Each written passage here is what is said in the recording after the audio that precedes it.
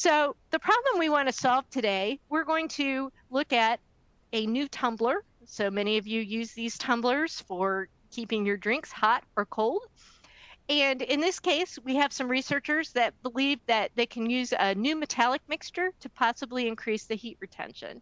So that's the goal with our problem here. We're developing a new tumbler, but we want to do it carefully using a CDOV project.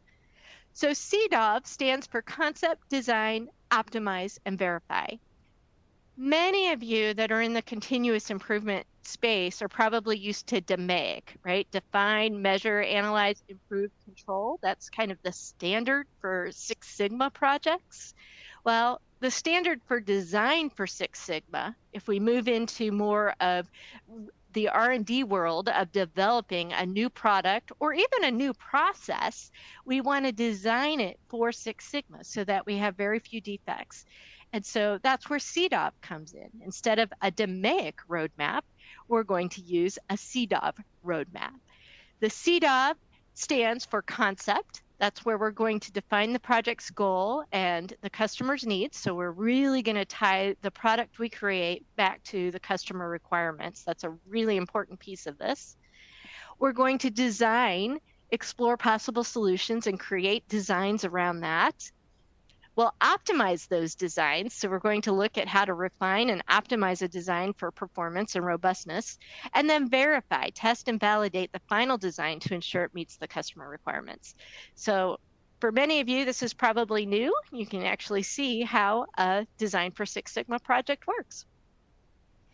Now, one of the things I love about Minitab Workspace is, first of all, it comes with many, many tools. A few are shown here, including process maps and Monte Carlo simulation, which we'll touch on today. But also, it comes with built-in roadmaps. So for example, if you are doing a DMAIC project, you can open a DMAIC roadmap, and it guides you to some of the statistical and analytical tools that you might need in doing this project. Now, today, we're changing our focus. We're going to focus on a CDOV project, and we'll bring up a CDOV roadmap. So once I click the CDOV roadmap, the first thing I'll see in any project that I'm doing in Minitab Workspace is a management section. And in that management section of the roadmap, you're going to see just an overview of your project and project today. We talked about how projects often start with ideas. So we'll have the idea proposal we put out for this project, and then the project charter, and that's what we see facing us right now. Now, these are all out of the box, great, and what are most commonly used for project charter, the type of fields that are most commonly used. But everything you see in Minitab Workspace can be customized for your organization. So one of the most common things people customize is the project charter that they use in their organization. But here is our project charter, our objective being designing a tumbler that has specific properties to it.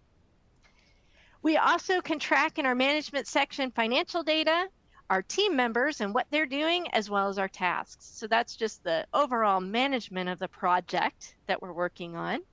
And in this case, we're going to follow the CDOV roadmap. The CDOV roadmap, this is what comes out of the box. Again, the roadmap can be customized to your specific organization. But in general, a common concept, design, optimize, verify roadmap. Under concept, remember we talk about voice of the customer. So we're going to have a plan for the voice of the customer.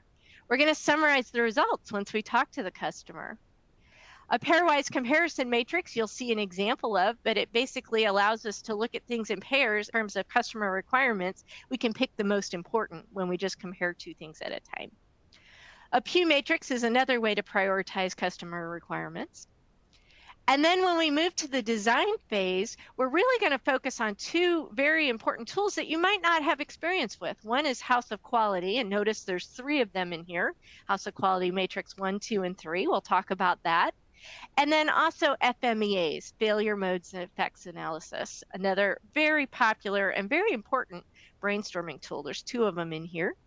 We'll also look at a process map and then plan a design of experiments, because when we optimize, that's where DOE comes in, as well as we'll see how we can fit Monte Carlo simulation into this.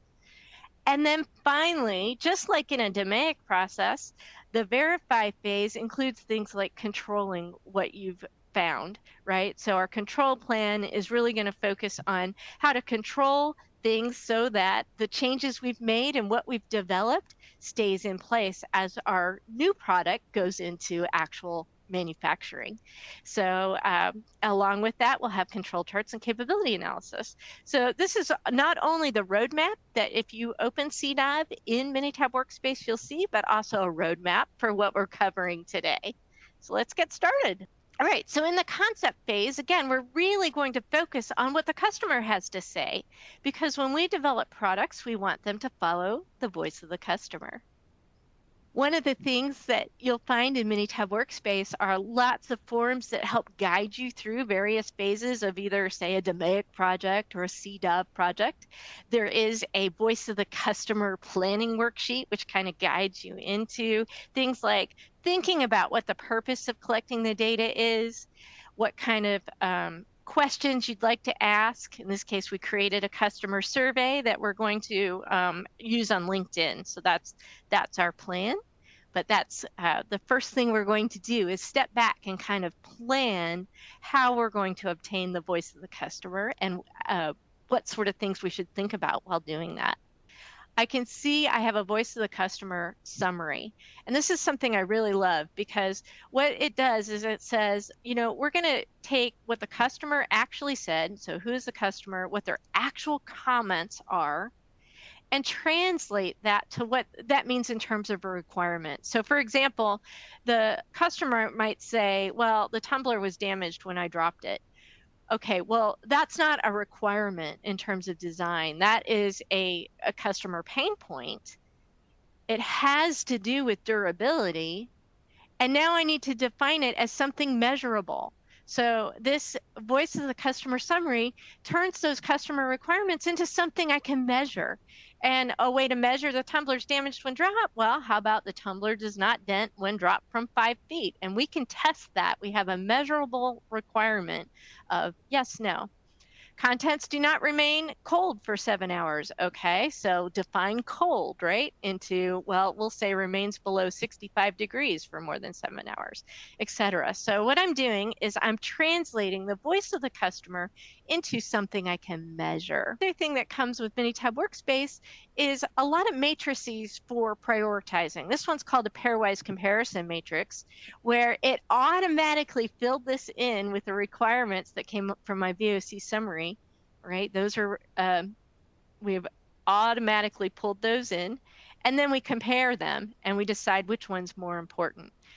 From that, we can get a Pareto chart of the importance rating.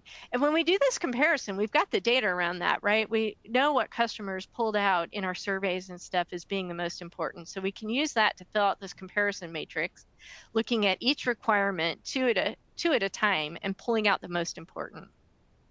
As we did this, we can't address everything in our new tumbler, but by prioritizing them, we know that the most important thing that came out of my study was the hot contents remain hot.